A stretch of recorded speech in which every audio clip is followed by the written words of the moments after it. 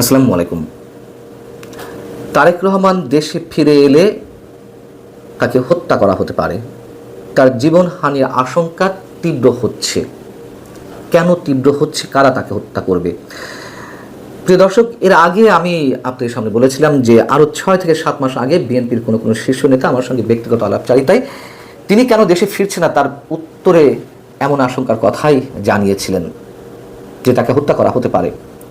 সেই বিষয়গুলোই এখন আন্তর্জাতিক বিভিন্ন গণমাধ্যমে নানান পর্যায়ে আলোচনার বিষয়বস্তু হিসেবে উঠে আসছে। লন্ডনে আমাদের প্রধান উপদেষ্টা ডক্টর মোহাম্মদ ইউনূস এবং তারেক রহমানের মধ্যে যে বৈঠক অনুষ্ঠিত হলো, মোটামুটি একটা স্বাভাবিক অবস্থায় পৌঁছেছে। তারেক রহমান দেশে ফিরে আসবেন, সেই জায়গা থেকে একটা কৌতূহল, উদ্দীপনা বিএনপি নেতাকর্মীদের মধ্যে কাজ করছে। আমাদের নিজস্ব বিভিন্ন গণমাধ্যমে তিনি দেশে ফিরে এসে কোথায় উঠবেন, কোন বাড়িতে থাকবেন, সেই বাড়িতে ধোয়া মোছার কাজ চলছে, প্রস্তুতি চলছে, সেখানে পুলিশি প্রহরা বসানো হয়েছে, নানান ধরনের খবর আসছে। কিন্তু আদৌ তিনি কবে ফিরবেন, আদৌ সেই বাড়িতে থাকবেন কিনা তা নিয়েও যথেষ্ট সন্দেহ রয়েছে। এখনও অনেক কিছু প্রশ্নবিদ্ধ। এত কিছু একটা স্বাভাবিক অবস্থা আসার পরে প্রধান উপদেষ্টা বৈঠকে একটা সমঝোতা হয়েছে এমন ধারণা সবাই করছেন। সেই জায়গা থেকেও কেন তাকে নিয়ে এখনও এই ধরনের প্রশ্ন? সেই জায়গা থেকে আন্তর্জাতিক গণমাধ্যম বিবিসির পক্ষ থেকে তারেক রহমানের আন্তর্জাতিক বিষয়ক উপদেষ্টা হুমায়ুন কবিরের কাছে প্রশ্ন করা হয়েছিল। তার উত্তরে তিনি যা বলছেন তা হচ্ছে, তারেক রহমানের মতো লিডারের সিকিউরিটি কনসার্ন স্বাভাবিক বিষয়। এটা এশিয়া মহাদেশের রাজনীতিতে নাথিং নিউ, নতুন কিছু নয়। Politics in the Asia Pacific আর South Asia anywhere in the world, এই ধরনের সিনিয়র পলিটিক্যাল লিডারের নিরাপত্তা ঝুঁকির বিষয় আছে, সত্য কথা।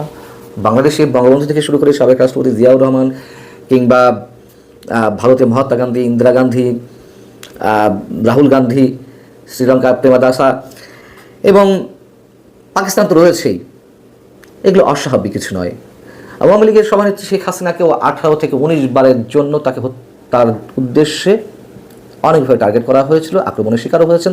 তার একটা বড় প্রমাণ তো 21শে আগস্ট।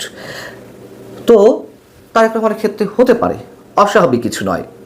আচ্ছা, হুমায়ুন কবির বলছেন, কিন্তু কেন হবে এই মুহূর্তে, কেন এই আশঙ্কা, সেটা আমি পরে আসছি। হুমায়ুন কবির বলছেন যে ওনারা আসার আগে তো একটা প্রস্তুতির বিষয় আছে। সরকারেরও একটা নিশ্চিত এনভায়রনমেন্ট ক্রিয়েট করতে হবে, একটা স্পেস ক্রিয়েট করতে হবে যেখানে পলিটিক্যাল লিডার্স আর সেফ, সিকিউরড। তারেক রহমানের আর এক উপদেষ্টা মাহদি আমিন, তিনিও বিবিসিকে বলছেন, যথোপযুক্ত আইনি এবং রাজনৈতিক পরিবেশ যখন সৃষ্টি হবে তখন তিনি ফিরবেন। অর্থাৎ এখনও নিশ্চিত নয়। এবং তারেক রহমান দেশে ফেরার ক্ষেত্রে এর পেছনে 3টি বিষয় কাজ করছে। তারা দুজন যে কথাগুলো বললেন, এক হচ্ছে আইনি বিষয়, যাতে তিনি এলে আটক না হন, তাকে কারাগারে যেতে না হয়। 2 হচ্ছে রাজনৈতিক বিষয়। রাজনৈতিক মানে কি? মানে বিএনপি কনফার্ম ইলেকশনে জিতবে, তিনি প্রধানমন্ত্রী হবেন বা নির্বাচনটা নিশ্চিত হবে, এটাই তো।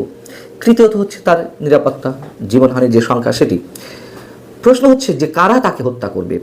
আমার সঙ্গে যখন কথা হচ্ছিল বিএনপির কোনো শীর্ষ নেতার আরও অনেক আগে, তারা বলছিলেন যে ভারতের কথা বলছিলেন, ভারতের গোয়েন্দা সংস্থা র তাকে হত্যা করতে পারে। এটাও অস্বাভাবিক কিছু নয়।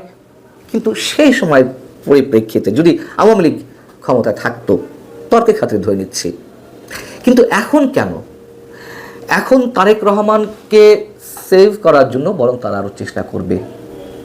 আমার যুক্তি হচ্ছে, এই মুহূর্তে আওয়ামী লীগ তো দৃশ্যপটে নেই। সাম্প্রদায়িক শক্তির একটা বিশাল উল্লম্ফন আমরা দেখছি। একটা মৌলবাদী গোষ্ঠীর মাথাচাড়া দিয়ে ওঠার বিষয়টি আমরা খুব ভয়ঙ্করভাবে দেখছি। সেই জায়গায় তারেক রহমানের মতন লিডারশিপ না থাকলে জঙ্গিবাদ, সাম্প্রদায়িকতাবাদ কিংবা মৌলবাদ আরও বেশি মাথাচাড়া দিয়ে উঠতে পারে, এটা তো ভারত জানে। সো তাদের যে কনসার্নের বিষয়টি এই মুহূর্তে, সেটা তো নিরাপত্তা বিষয়। সীমান্ত এলাকায় বা তারা সবসময় যেটি বলছে বাংলাদেশের ক্ষেত্রে সাম্প্রদায়িক শক্তির উত্থান ঘটছে, মৌলবাদী শক্তির উত্থান ঘটছে, সেই সুযোগটি তারা হতে দেবে না, বরং তারেক রহমানকে তাদের প্রয়োজন এই মুহূর্তে।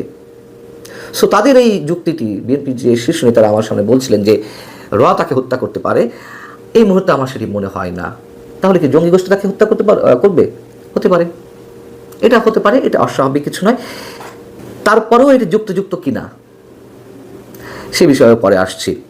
এখন মহিউদ্দিন আহমেদ রাজনৈতিক বিশ্লেষক, তিনি বিবিসিকে যেটি বলছেন, উনি তখনই আসবেন যখন ওনার দলের মধ্যে সর্বোচ্চ পর্যায়ে গ্রহণযোগ্যতা সৃষ্টি হবে এবং তার নিরাপত্তা নিশ্চিত হবে এবং তিনি প্রধানমন্ত্রী হবেন, এরকম একটি বিষয় নিশ্চিত হলে তবেই তিনি ফিরবেন। দেখা গেল একটা ইলেকশন হলো, বিএনপি ভালো করতে পারলো না বা তারেক রহমান প্রধানমন্ত্রী হতে পারলেন না, তাহলে উনি এই আরাম আয়েসে জীবন ছেড়ে আসবেন কেন, সেটা উনি হিসাব করতে পারেন।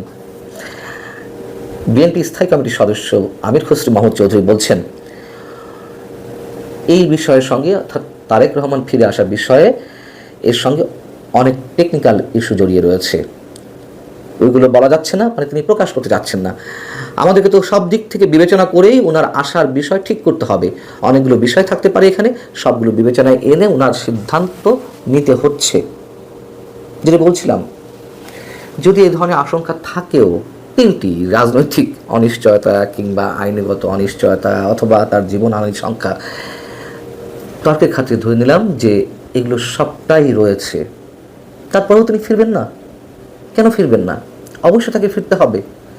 বাংলাদেশের এই মুহূর্তে রাজনীতির জন্য তাকে ফিরতে হবে, তার দলের জন্য তাকে ফিরতে হবে। এই অনিশ্চয়তাগুলো যদি থেকে থাকেও, তারপরেও কি কোনো রাজনৈতিক দলের প্রধান দেশের বাইরে এভাবে থাকতে পারেন? নিশ্চয়ই না। বরং এখন, মানে আমি তর্কের খাতিরে কথা বলছিলাম যে যদি ওই ধরনের অনিশ্চয়তা থাকেও, তারপরেও থাকতে পারেন না তিনি দেশের বাইরে। আর এখন তো তার পক্ষে দেশের উর্বর ভূমি প্রস্তুত হয়ে আছে।